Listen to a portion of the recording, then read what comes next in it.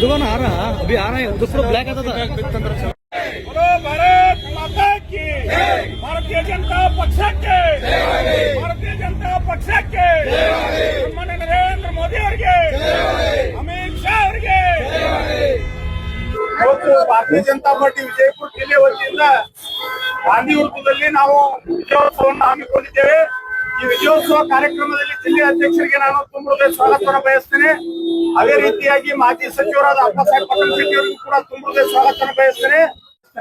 ಈಗ ಈ ವಿಜಯೋತ್ಸವವನ್ನು ಉದ್ದೇಶಿಸಿ ಜಿಲ್ಲೆ ಅಧ್ಯಕ್ಷರಾದ ಗುರುಲಿಂಗಪ್ಪ ಅಂಗಡಿ ಅವರು ಒಂದೆರಡು ಮಾತನಾಡ್ಬೇಕಂತ ಹೇಳಿ ಕೇಳ್ಕೊಂಡು, ಇವತ್ತು ಏನು ಪಂಚರಾಜ್ಯಗಳ ಚುನಾವಣೆ ಇವತ್ತು ರಿಸಲ್ಟ್ ಘೋಷಣೆ ಆಗ್ಯದ.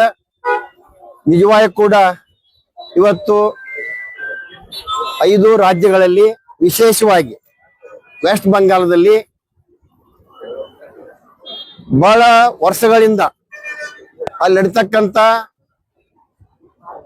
ಭ್ರಷ್ಟಾಚಾರ ಇರ್ಬೋದು, ಇವತ್ತು ಅದನ್ನೆಲ್ಲವನ್ನು ಗಮನದಲ್ಲಿಟ್ಟುಕೊಂಡು ಪಾಕಿಸ್ತಾನ ಮತ್ತು ಬಾಂಗ್ಲಾದೇಶ ನುಸುಳುಕೋರನ್ನ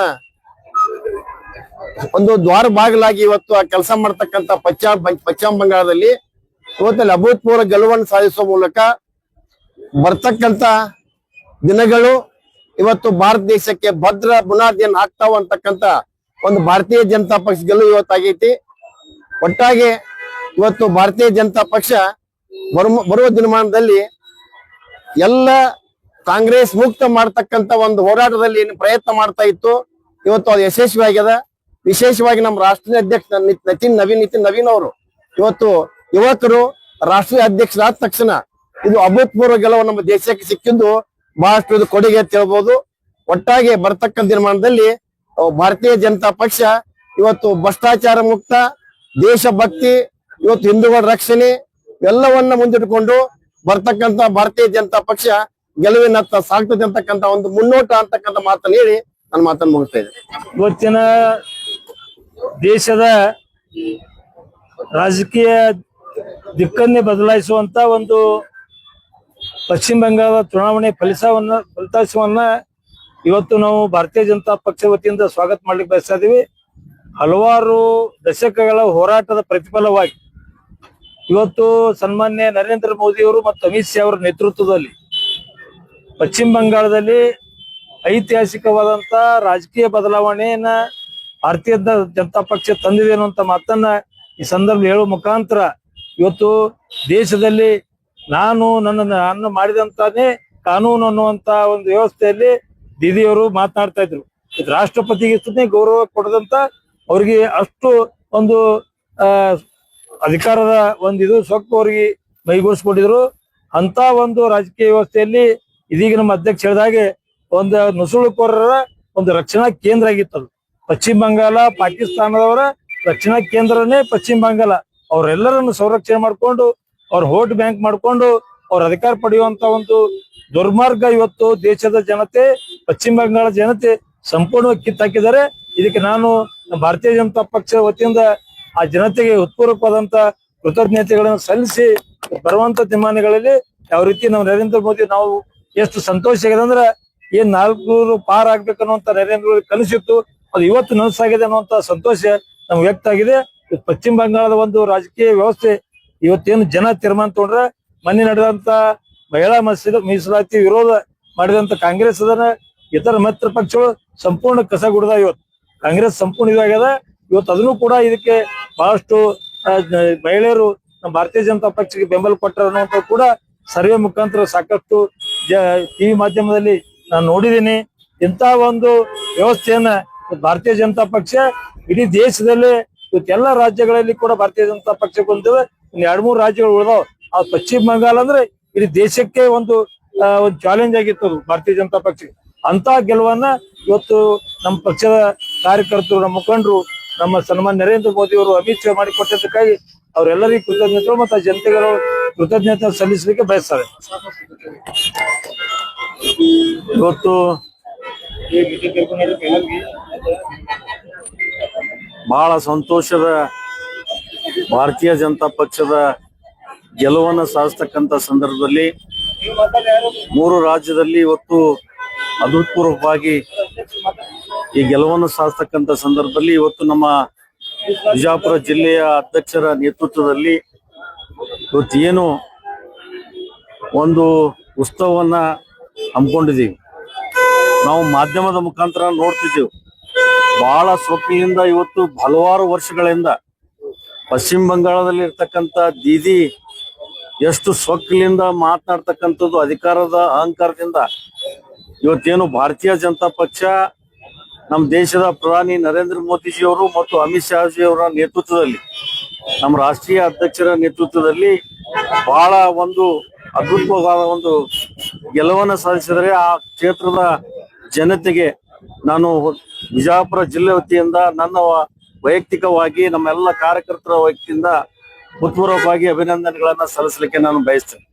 ವಿಶೇಷವಾಗಿ ಬಹಳ ವರ್ಷಗಳಿಂದ ಅಲ್ಲಿ ನಡೀತಕ್ಕಂಥ ದಬ್ಬಾಳಿಕೆ, ಈ ಡೂಪ್ಲಿಕೇಟ್ ಮತಗಳನ್ನ ಎಲ್ಲ ನೋಡಿದ್ರೆ ಅಲ್ಲಿ ಹ್ಯಾಂಗ ಜನ ಸಹಿಸ್ತಿದ್ರೋ ಗೊತ್ತಿರಲಿಲ್ಲ. ಆದ್ರೂ ಕೂಡ ಇವತ್ತು ನರೇಂದ್ರ ಮೋದಿಜಿಯವರು, ಅಮಿತ್ ಶಾಜಿಯವರು ಮತ್ತು ನಮ್ಮ ದೇಶದ ನಡ್ಡಾಜಿ ಇವರು ನಮ್ಮ ರಾಷ್ಟ್ರೀಯ ಅಧ್ಯಕ್ಷರ ನೇತೃತ್ವದಲ್ಲಿ ಇವತ್ತು ಬಹಳ ಬಹುಸಂಖ್ಯೆಯಲ್ಲಿ ಇವತ್ತು ಏನು ಜಯವನ್ನು ಸಾಧಿಸಿದರೆ ಅವರಿಗೆಲ್ಲರಿಗೂ ಕೂಡ ಧನ್ಯವಾದಗಳನ್ನ ಹೇಳಲಿಕ್ಕೆ ನಾನು ಬಯಸ್ತೇನೆ. ಇವತ್ತು ಪಶ್ಚಿಮ ಬಂಗಾಳ, ಅಸ್ಸಾಂ ಮತ್ತು ಪುದುಚೇರಿಯಲ್ಲಿ ನಮ್ಮ ಭಾರತೀಯ ಜನತಾ ಪಕ್ಷದ ಸರ್ಕಾರ ಬಂದಿದೆ.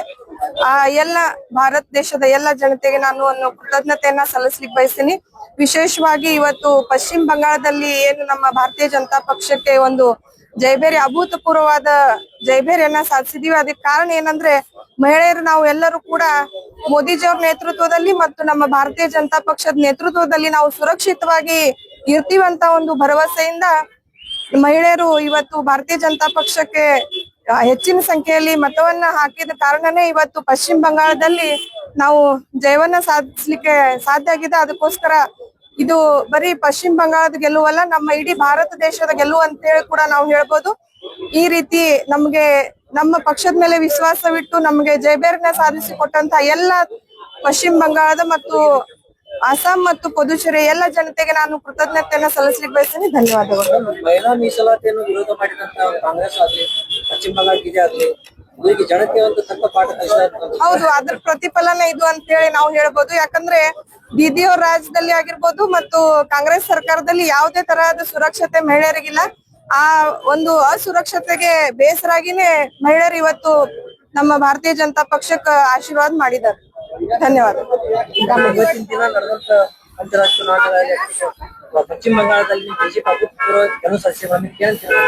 ಇವತ್ತು ನಾವೆಲ್ಲರೂ ಕೂಡ ಇಡೀ ವಿಜಯಪುರ ಜಿಲ್ಲೆಯ ಪದಾಧಿಕಾರಿಗಳು ಕೂಡ ಮಹಿಳಾ ಮೋರ್ಚಾದವರು ಬಹಳ ಹರ್ಷ ವ್ಯಕ್ತಪಡಿಸ್ತಾ ಇದ್ದೀವಿ.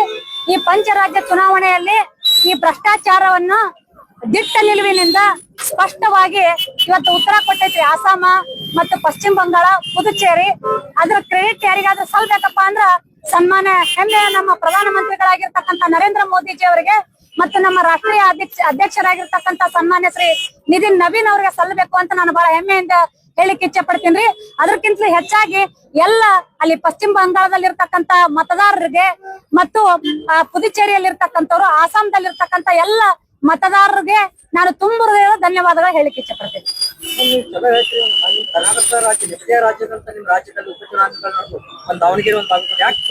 ಕರ್ನಾಟಕದಲ್ಲಿ ಕೂಡ ಸ್ಪಷ್ಟವಾಗಿ ಬಹುಮತ ಬರ್ತದಂತೇಳಿ ನಾವೆಲ್ಲರೂ ಕೂಡ ನಿರೀಕ್ಷೆ ಇಟ್ಕೊಂಡಿದ್ದೇವ್ರಿ. ಈ ಒಂದು ಅಧಿಕಾರದ ಒಂದು ಅಮಲಿನಿಂದ ಅಲ್ಲಿ ಕುರುಡು ಕಾಂಚಾಣ ಕೆಲಸ ಮಾಡುವ ಅಂತ ನಾನು ಹೇಳಿಕ್ಕೆ ಇಚ್ಛೆ ಪಡ್ತೀನಿ. ಹಣ ಹಂಚಿಲ್ರಿ, ನಮ್ದು ಹಣ ಹಂಚಲಾರ್ಕೆ ಹಿಂಗಾಗೈತಿ. ಯಾಕಂತಂದ್ರ ಅಧಿಕಾರ ಐತಿ, ಅಧಿಕಾರ ಇರೋದ್ರಿಂದ ಮತ್ತೆ ಈಗಾಗಲೇ ರೂಲಿಂಗ್ ದಲ್ಲಿ ಇರೋದ್ರಿಂದ ಕುರುಡು ಕಾಂಚಾಣ ಕೆಲಸ ಮಾಡ್ಯದ ಅಂತೇಳಿ ಸ್ಪಷ್ಟವಾಗಿ ಮೇಲ್ನೋಟಕ್ಕೆ ಎಲ್ರಿಗೂ ಗೊತ್ತಾಗ್ತಾ ಇದೆ.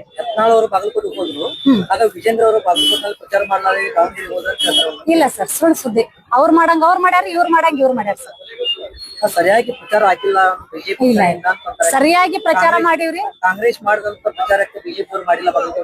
ಇಲ್ಲ ಇಲ್ಲ ಸರ್, ಸರಿಯಾಗಿ ಪ್ರಚಾರ ಮಾಡಿವ್ರಿ. ಇದು ಏನಾದ್ರೂ ಸ್ವಲ್ಪ ನಮ್ ಏರುಪೇರು ಆಗ್ಯದಪ್ಪ ಅಂತಂದ್ರೆ ಕುರುಡ್ ಕಾಂಚಾಣ ಕೆಲಸ ಮಾಡ್ಯಾವ ಅಂತ ಸ್ಪಷ್ಟವಾಗಿ ಹೇಳಿಕ್ಕೆ ಇಚ್ಛೆ ಪಡ್ತೀನಿ.